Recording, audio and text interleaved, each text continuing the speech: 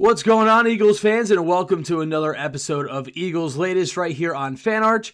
I'm your host, Cory Nidoh. Apologize for missing an episode yesterday. Was feeling a little bit under the weather, but feel a bit better here today, and we're going to talk about some of the stories that came out this week regarding the quarterback in Jalen Hurts. And you might have already read it, you might have already seen it, and you might have already said, oh, here we go again. Another story about how Jalen Hurts is this, that, and the other thing. Well, I don't think this is ever going to end. Kind of similar to the A.J. Brown situation, there does seem to be some drama, if you will, surrounding Jalen Hurts and his abilities and his lack of abilities at the quarterback position. Tim McManus, who does a really good job covering the Eagles for ESPN, released the article right after Jeffrey Lurie was speaking at the NFL owners meetings. And essentially, there wasn't really anything new that we learned, in my opinion, from the article. McManus says that multiple team sources believe that Jalen Hurts has played a significant role in the offense's decline. Mentioned that it was him that was the reason why the offense became stagnant and, quote, calcified, resisting changes that would diversify the offensive scheme, especially going under center more often.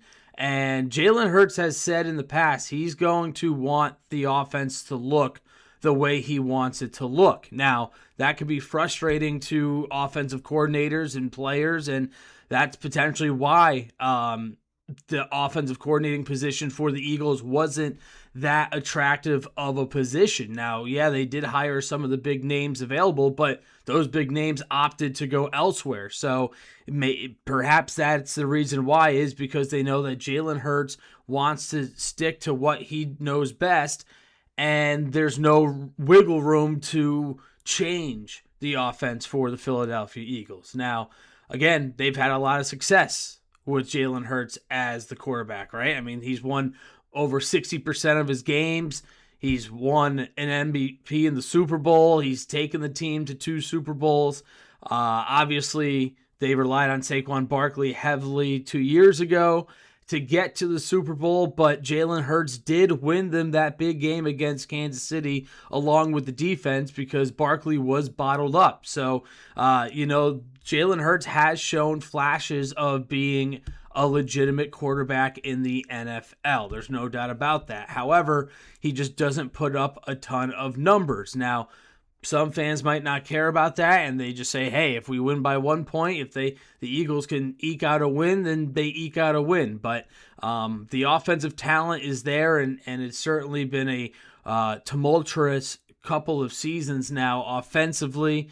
The McManus article again mentions the strained relationship with A.J. Brown. We've known that now for the last couple of years. Hurts has been docked for his body language and his inability to really show emotion sometimes, but I think that's just who he is. I think that we have to stop holding these quarterbacks as these perfect people, and Jalen Hurts isn't a typical starting quarterback in terms of personality and mantra. A lot of quarterbacks in the league they have a lot of bravado. They want to speak to the media. They want to be seen. Jalen Hurts is pretty much the opposite. He doesn't really want to be bothered with the media. He doesn't really want to make splashy headlines. He just wants to win football games. And I know some people liked his mantra about trying to basically mimic Michael Jordan. Some think that it's a little over the top, but Jalen Hurts is Jalen Hurts. Now, you can like him, you can love him, or you can hate him, but right now, that article really didn't share anything new, in my opinion. It also wasn't a hit piece. I know there's a lot of people out there on social media calling it a hit piece, but I think that means you just didn't read the whole thing through, because McManus did have sources to back up both sides in favor of Jalen Hurts and against Hurts in that article. So if you haven't checked it out, it is on ESPN. Again, Tim McManus writing that one up on Hurts. Then a day later happens, and Jeff McLean of the Philadelphia Inquirer comes out with his column, and his kind of details the potential future for Jalen Hurts and the Philadelphia Eagles in terms of their relationship. McClain reported that the Eagles have no plans to extend the quarterback this offseason, despite the fact that teams with franchise QBs often restructure deals to help create cap space. Hurts is in the contract structure. His recent performance, internal concerns have all factored into what McClain frames as a pivotal evaluation year for the quarterback. Now, that kind of seems kind of crazy to say, oh, well, this is a prove-it year for Jalen Hurts, but the Eagles right now are not planning to extend Hurts. Now, he does have 3 years left on his deal, but this upcoming season is the only year left with fully guaranteed money at $51.5 million. In 2027, only $22 million is guaranteed. So Hurts is very aware of that, and a lot of players don't like to play under a contract where they know that they don't have any fully guaranteed money down the pipeline. So this is going to be an interesting crossroad here for Philadelphia and Jalen Hurts.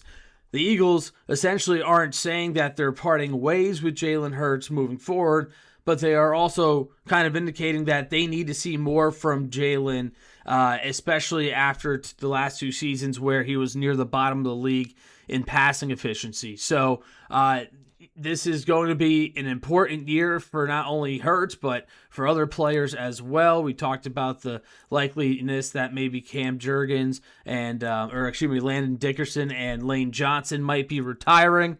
But yeah, this is certainly something to keep an eye out for. McClain's column suggests that the Eagles may use next season to determine whether Hurts remains their long-term quarterback. He breaks it down. In 2027, a trade would carry a massive $67 million dead cap hit, which is just astronomical. 2028, it does become more feasible, and it will actually save the team a little over $23 million in cap space. So we'll see what happens here. The Eagles are going to be needing to make a decision. They obviously gave Jalen Hurts one big extension, but that extension is starting to come to an end in terms of guaranteed money. So whatever you think about Jalen Hurts, that's obviously your opinion, but it does seem like there are some tough decisions looming, and who knows, maybe Jalen Hurts will ball out, and we've seen him do that before, right? I mean, when he's doubted, when he's kind of pushed into a corner, he comes out swinging, and he plays some of his best football. So we'll see how QB1 handles all of this. I don't expect him to really come out and lash out about the situation. Again, that's not who Jalen Hurts is, but there is certainly a little concern within the team's building. How much stock you put into it, that's up to you. I know there's people that don't really love the anonymous sourcing in the story that Tim McManus did. Seth Joyner, RG3, they kind of expressed their displeasure with it, but Tim McManus is doing his job. His job is to report for the Philadelphia Eagles. So we'll see how it all shakes out, but 2 big stories came out this week surrounding QB1. Last but not least, it is reported that Jason Kelce could potentially be a candidate to be the new color analyst for ESPN NFL broadcasts. Andrew Marchand of the New York publications out there has reported that it could be either Kelce or Kurt Warner joining the NFL booth. It has been Chris Fowler along with Louis Riddick.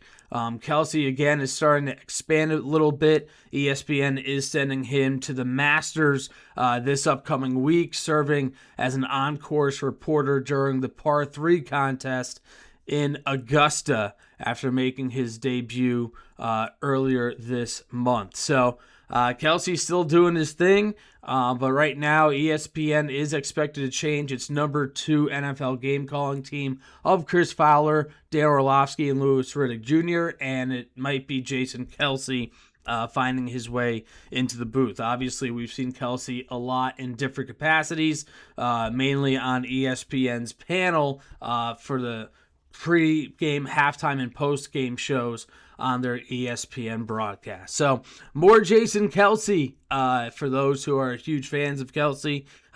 Some people think he's kind of worn it out a little bit and should take a step back, but Jason Kelce is Jason Kelce, and he's going to continue to do whatever he wants, and there's still a market out there for his comedic personality, if you will. So that'll just about do it for this episode of Eagles Latest. I hope you have a wonderful weekend. Let me know your thoughts about the whole Jalen Hurts situation.